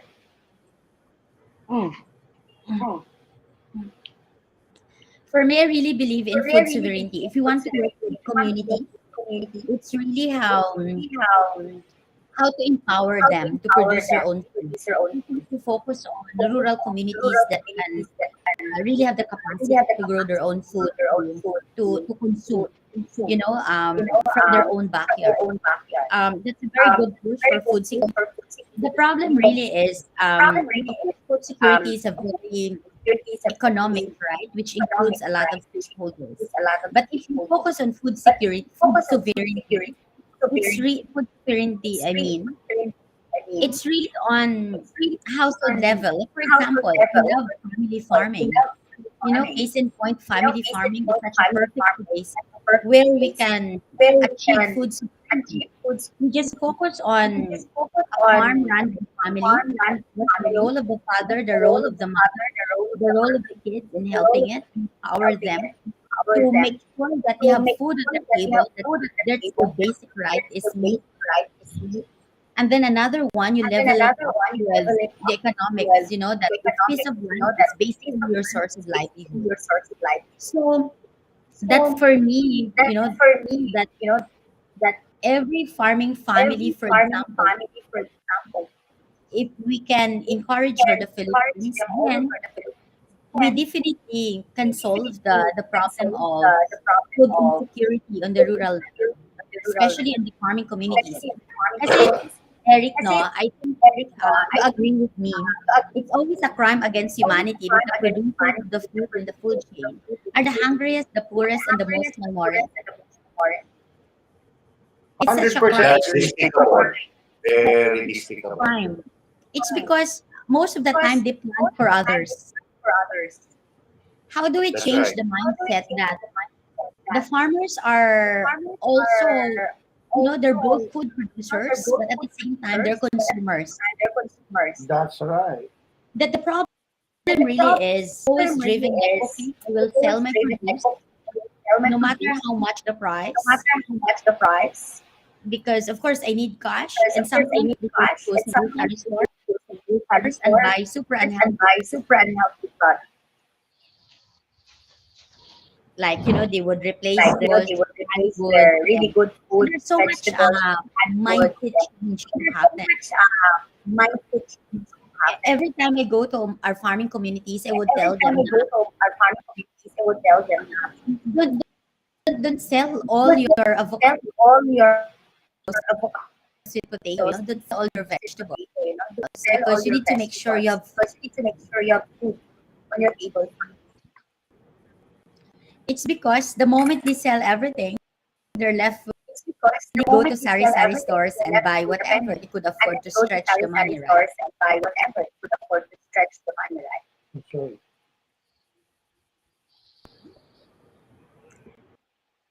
Another mindset that I'm always teaching our farmers is really they are such the solution of their own problem. So when they're empowered to be the solution of their own problem, imagine how many farmers we have empowered to take ownership and accountability to change the course of their lives. At the time, the civil society organization, we could always fight for the on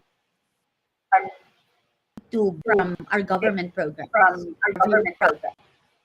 What are the very effective and very effective to provide?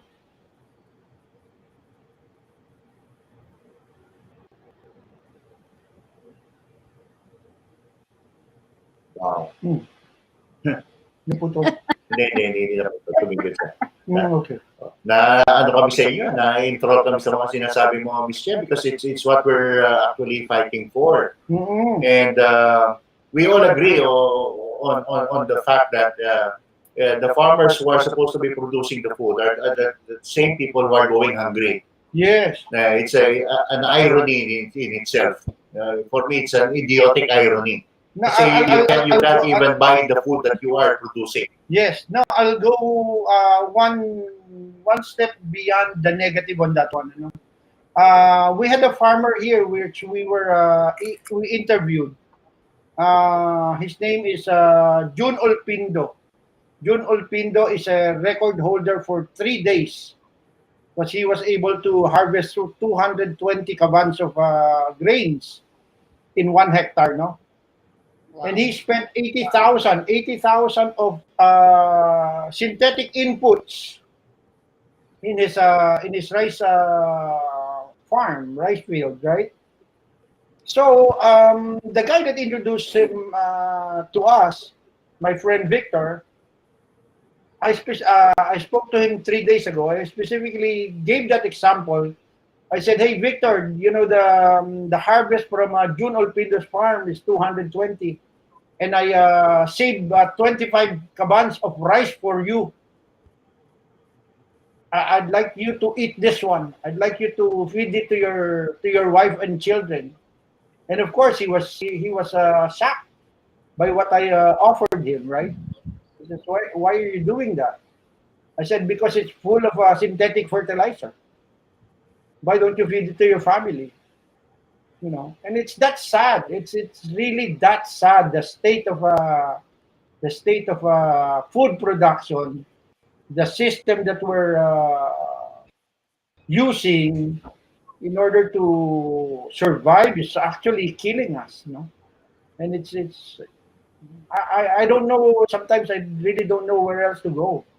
And sometimes I would think that they've won. No, the other side have won, and there's no small corner for us. Ganun yung pakiramdam na ko minsan. So again, but the struggle continues and we fight on. I'm glad that you the one thing that on the mindset part that you said, keep a little bit for yourself, no? Wag niyong ibenta lang lahat ng harvest ninyo tapos wala kayong kakainin. That's very parang kasi excited makahawak ng pera eh. We're so gusto nating ibili ng gamit si anak, at least ma-treat naman si lola, si lolo, madala man lang sa palengke, makapag-lunch man lang, makapag-palabok, yun ano, whatever small happiness that we can share. Alam naman natin yung excitement na yun, pero nakakalimutan natin mag-save para sa atin. Napaka-selfless talaga ng Pilipino. That's one thing na masasabi ko, no? Napaka-selfless natin. Yun, so pero yung mga challenges talagang enormous talaga. Ito pa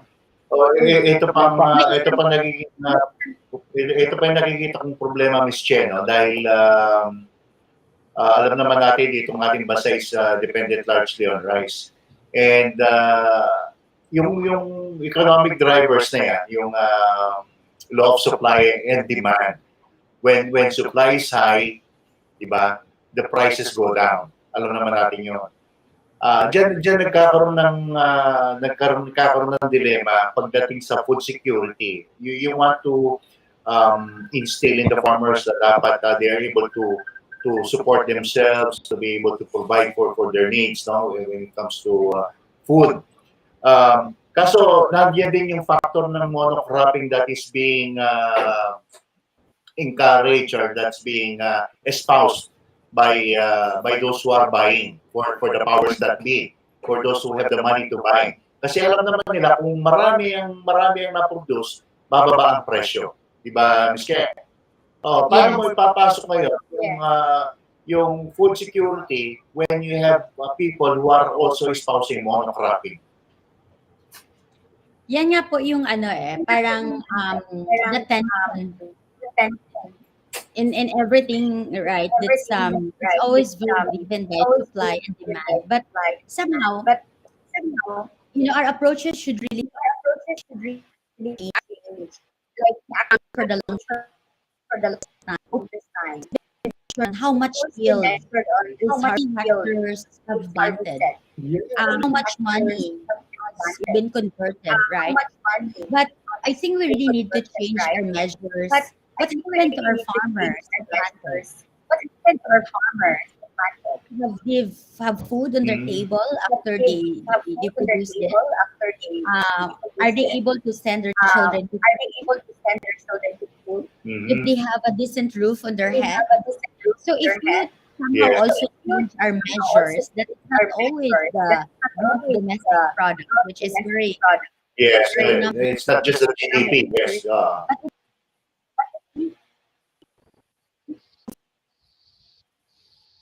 People are feeding us. How we systems, right? So if we measure it right, so we measure that if we can manage it. So if for example, if it's not in our measure that there's social conscience in our measure, that what happened to our farmers is not factored in. Then our planning, our management is always just based on numbers, the yield, the hectares, the money out there. Yeah. But if we put social factor, what happened to our farmers? So and then when you incorporate the social factor in the process, and additionally is if you also incorporate the environmental externality in the process. So for example, what you're saying about monocropping. Me myself, I'm really like not a fan. I strongly disagree to monocropping.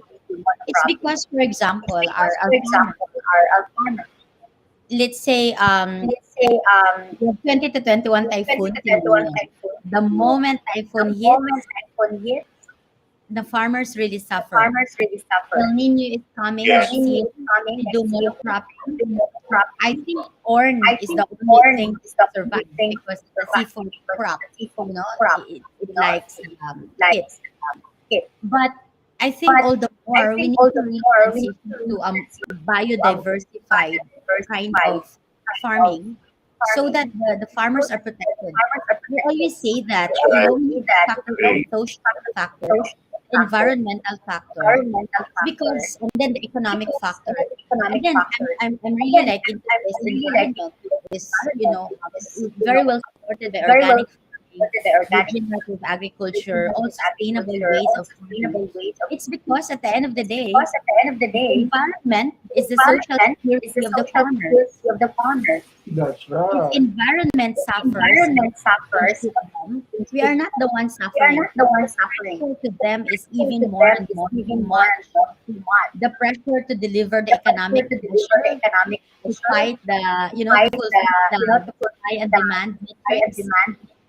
The Yeah. pressure to them to feed their family, how to send their children to school, how to have a roof on their head.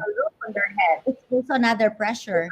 If the environment is not well taken care of, if the soil is so saturated with synthetic fertilizers and pesticides,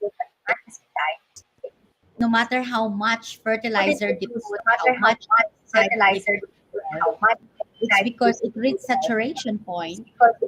So through pressure also from the environment that's supposed to be the social security system of farmers, because the environment is what um, investment to make a livelihood. Mm. I agree with you 100% that instead of using just pure numbers on measuring the growth of our farmers, we should we look more on to the social impact of their economic activity on their own lives, di po ba? Yes. Doon mo na yung magiging measure ng success ng iyong economy, ng magiging success ng iyong community.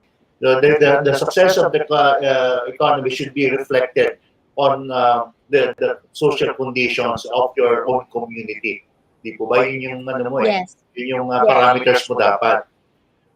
It will really be ironic that if you are rated as the #1 producer of rice, when you have the poorest of the poor among your farmers. Yes. So you really need to factor in externalities because, for example, rice, it's not cheap if you factor really the labor of farmers. It's not cheap if you factor how much effect you do to the environment, right? So basically, food is not cheap, right?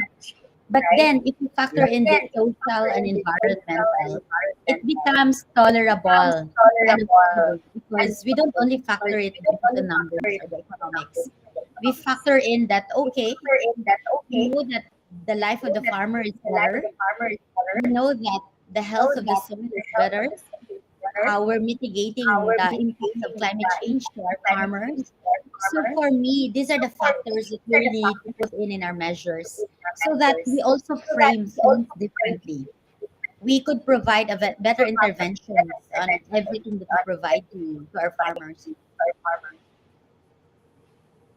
Agree, 100%, Ms. Che. You've really summed it up for all of us. No? Dapat lahat. I do hope, I only hope that our economic managers for the country are able to grasp that concept. No? Instead of pushing for, our economic managers are pushing for importation rather than self-sufficiency. So, para sa kanila daw, mas gaganda ang buhay ng farmer kung magfo-focus tayo sa importation. How can that be? Di po ba? So, sinasabi mo gaganda ang buhay when you're not buying from them. You're buying from the outside of the country.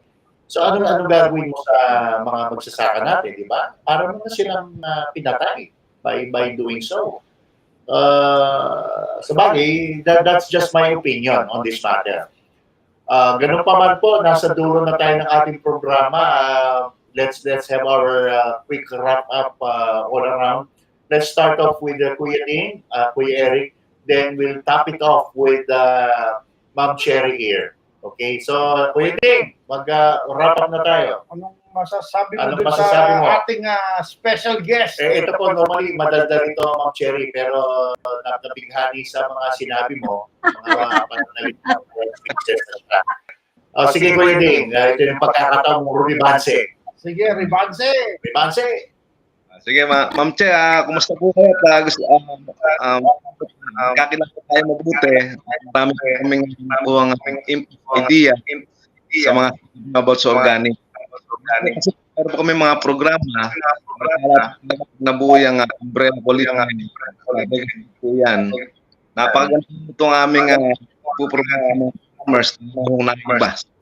Ngayon po, kung kayo ay makasama namin, tingin ko yung iba sa iba, madadagdagan pa. Ay talagang tandaan. Maganda. Nagkasama tayo na buwang yung mga ganyan tao na nasa international scene kayo. Pag yan ay pinagpugma natin, sa gitna ho niyan, talaga sabog na sabog ho yan. Kaya binigay nyo, marami po dyan, ilalatag na mga handa po tayo. Asahan po namin, kayo ang isa sa nag-guide sa amin. Pagkatog ng tagumpay. Maraming salamat po. Ingat po kayo. God bless. Maraming salamat, Kuya Ding. Thank you. Kuya Eric. Ako, ang tagal ko nga talagang hi, Miss Cherrie! Finally! Finally!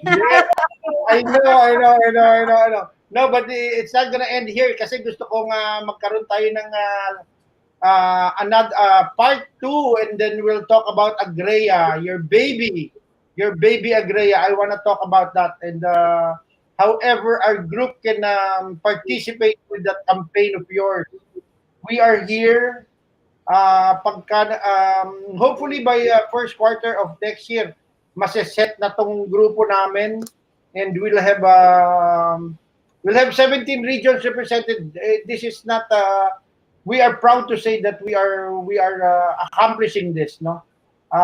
Sana makapag-participate kayo dito sa aming grupo. Yun ang magiging part 2 natin and thank you so much for giving us this opportunity to have you here in our Munting radio station. Thank you again and good morning. Ms. Che, any final words to our viewers? Yeah, thank you so much for this opportunity to be interviewed. And definitely, I strongly support always transitioning to organic and regenerative farming. So we're still far from mission of adopting it, but at least with every effort that we do, empowering one farmer at a time, is really important.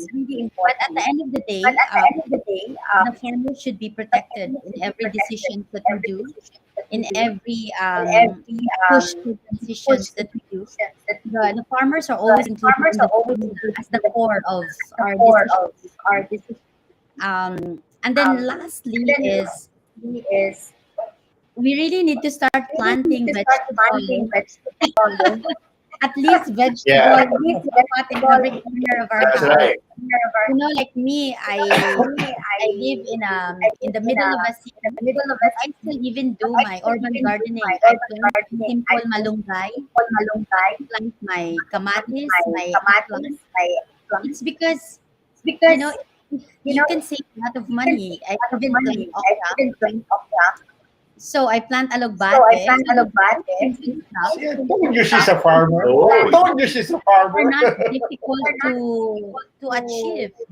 So instead of going to a supermarket and buy one tally of malunggay, which is 50 pesos, I'll just That's go to right. my urban garden and get unlimited leaves for my munggo. So I really on practicality things because we have the best soil in the Philippines, rural areas. It's easy to plant. It's easy to grow food. So for me, the power to food security to really ignite the empowerment for food sovereignty in every household level, starting from the rural community. Wow, the mere fact that the word alugbati came out of your mouth while wearing a blazer. Meron pa akong salungo. Kumakain ka ng alugbati. My favorite. Naku po, favorite mo pa. Nanamit ka na yung presidente ng inyong fans club, ma'am. I eat dinding every day. So, every day.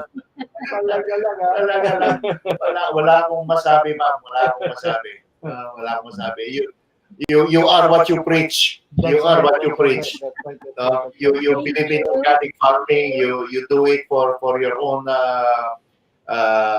family, for yourself. You produce your own food in your own backyard. What else can we say? No, you are the epitome of an advocate. Yes, The mere fact that you are able to influence our government in its Maraming salamat. approach, no? Maraming salamat po. The whole farming community owes you a whole Debt lot, of gratitude. no? Debt of gratitude. No, madalang lang po yung mga ganun na nakaka-focus sa mga ginagawa nila. And there are, admittedly, we've met a few people who say they are, but when you dig deeper, they are not. So, maraming ganon. Unfortunately, sa mundong ibabaw, maraming ganon. It's more of the economic factors that drives them, not the love for the country, not the love for its people. And unlike what you have shared with us this morning. And truly, this will not be the first and the last time na magkakaroon po tayo ng panayam, ma'am. And I do hope that sa next ano po natin, you can talk more about your baby Agrea. Agrea, bro. Agrea. I really want to talk about that. Yes. At of course, this also serves as an invitation for you to serve as our advisor for the group that we have started. Yung aming grupo from Region 1 to 17. Region, nakalimutan ni Eric, it's Region 1 to 17 plus 1. Plus one. So, may plus 1 pa siya, ma'am. May plus 1 pa siya. My plus one are the OFWs. Yung OFWs, yung plus 1. So, we have several regions plus the OFWs. We have millions of OFWs who are busting their butts out, no, providing for their family and for the country, and they are being neglected. So, isa po sila sa mga sinusuportahan namin, tinutulungan namin, kasabay ng ating mga magsasaka. So ano po yan? Tandem po yan. Tandem. And with that po, thank you very much, ma'am, for your time with us. Truly appreciate having you with us. Thank you very, very much. Okay, God bless po. And ito na po yung ating pagtatapos ng ating programa. Maraming salamat po. God bless everyone.